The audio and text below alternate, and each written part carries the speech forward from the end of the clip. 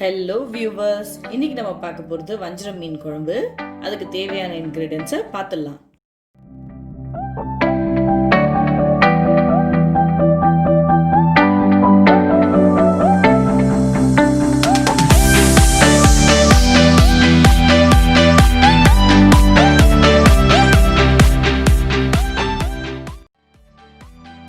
இப்போ சட்டி சூடாயிடுச்சு. அதில் எண்ணெயை விட்டுக்கலாம்.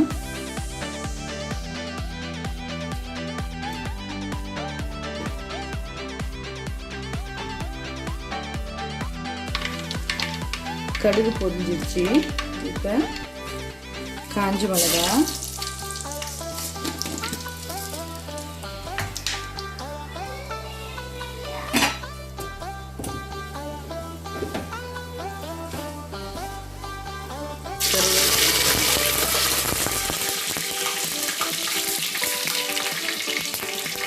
ரெண்டு 1/2 டேபிள் ஸ்பூன் ஆட் பண்ணிட்டு வெங்காயத்தை ஆட் பண்ணிடலாம்.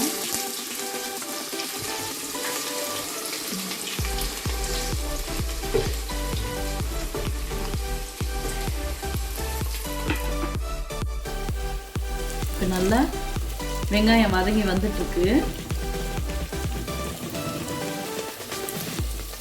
இந்த ஸ்டேஜில்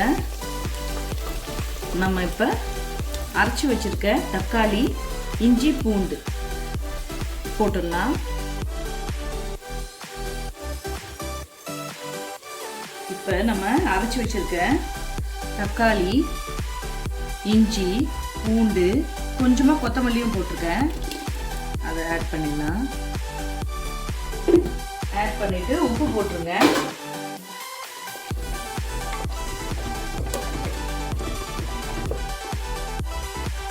இந்த ஸ்டேஜில் நம்ம இப்போ மிளகாத்தூள் நான் 2 டேபிள் ஸ்பூன் போடுறேன்.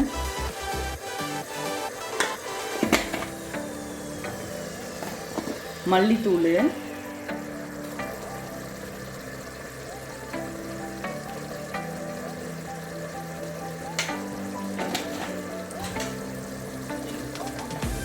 மஞ்சத்தூள்,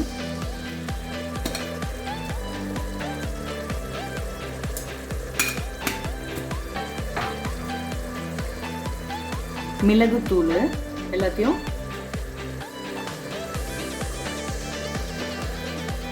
போட்டுட்டு நல்லா மிக்ஸ் பண்ணிங்க. இந்த வாசனை போகிற வரையும் நம்ம நல்லா மிக்ஸ் பண்ணிட்டு எண்ணெய் மேலே வந்த உடனே நம்ம புளி தண்ணியை ஊற்றிடலாம். இதில் உங்களுக்கு காரம் ரொம்ப வேணும் அப்படின்னா நீங்கள் காரம் இன்னும் கூட போட்டுக்கலாம்.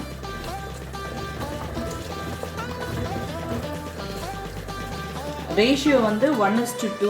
மிளகாத்தூள் 1 ஸ்பூன்னா 2 ஸ்பூன் மல்லித்தூள்.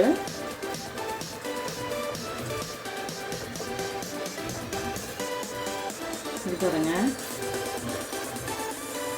இது நல்லா வதங்கி வரட்டும்.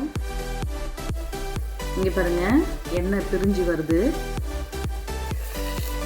மசாலாவும் நல்லா வதங்கிடுச்சு. இந்த ஸ்டேஜில் நம்ம புளி தண்ணியை விட்டுடலாம். புளி தண்ணியை விட்டுட்டு நல்லா கொதி வரட்டும். அதுக்கப்புறம் லாஸ்ட்டாக மீனை ஆட் பண்ணிடலாம்.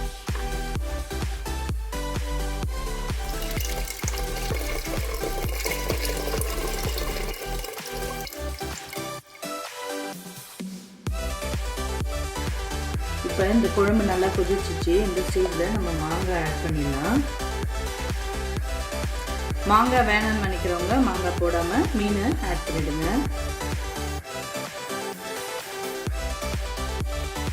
இப்போ நல்லா கொதி வந்துடுச்சு. மாங்காவும் வெந்து வருது. இந்த ஸ்டேஜில் நம்ம மீனை போட்டுருவோம். நான் 1/2 கிலோ மீன் எடுத்திருக்கேன். வஞ்சரம் மீன் மேரினேட் பண்ணி வச்சுருக்கேன். அதை இதில் ஆட் பண்ணிடுறேன்.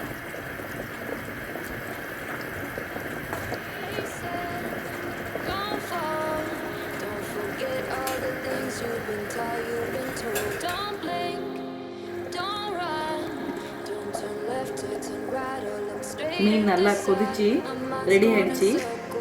இப்போ மிளகுத்தூள் ஆட் பண்ணி இறக்கிடலாம்.